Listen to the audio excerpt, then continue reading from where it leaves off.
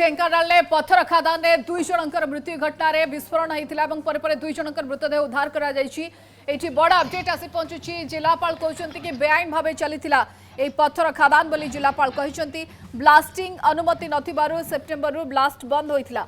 December मासरे lease सरी जाइथिला या पर भी चलीथिला बेआईन ब्लास्टिंग और पत्थर खोला।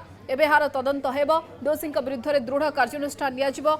एपटे सर्च ऑपरेशन पर घटनास्थल 2 जनक मृतदेह उद्धार होती। जनकर घर बालेश्वर, जनकर घर केन्दुझर किंबा मयूरभंज बोली स्पष्ट हो पारे ना जिलापाल कहते। गतकाली ढेंकानाल बोटांग थाना अंतर्गत गोपालपुर गाँ निकटरे खणी में विस्फोरण घटी जिला प्रशासन पक्षर सर्च ऑपरेशन आरंभ होता। इस संपर्क अधिक रिपोर्ट देउछंती प्रतिनिधि कपिलेन्द्र। पत्थर खादान रे विस्फोरण पर 2 श्रमिकंकर मृतदेह ठाब करा जायछि।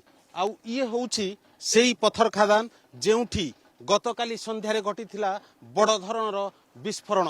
आउ ये दृश्य आपण देखुथिबे जेतेबेले विस्फोरण होईछि केते बड़ पत्थर खंड खंड होई तळकु खसिथिला एवं एई पत्थर तळे ही चापी होई रहिथिला 2 श्रमिकंक जीवन।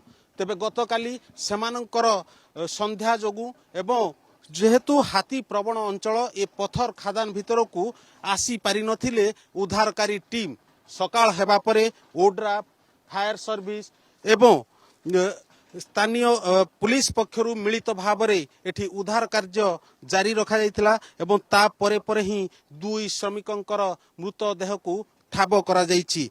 तेबे ये पत्थर खणी बा बेआईन भाव में चलीथिला बोली अभियोग उठुची।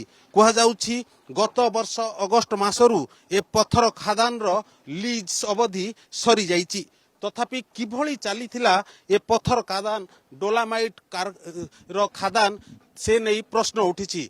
खणी विभाग करुथिला कोन जहाँ सूचना मिलुची स्थानीय अंचल रे एभଳି शह शह पत्थर खादान जो मुगुनी पत्थर खादान एई भଳି भाव में बेआईन भाव चलीछि।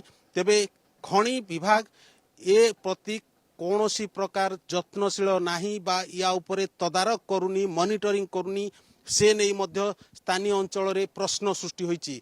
तेबे किए पत्थर खादान चलाउथिला केमिति भावरे 2 श्रमिकंकर मृत्यु होइतिला जहाँ सूचना मिलुथिला जहाँ तहसीलदार कहउथिले ये पत्थर खादान रो विभिन्न अंचल रे डिनामाइट खंजा जाइतिला से सब डिनामाइट को आज उद्धार करा जाइछि एवं 2 श्रमिकंकर मृतदेह को पोस्टमार्टम पाई पठा जाइछि। एमाने केउ अंचल रो श्रमिक थिले केबेठू से माने काम रे नियोजित थिले से संपर्कित तथ्य मध्य हिंदोल एसडीएम द्वारा तदारक करा जाउछि जांच करा जाउछि।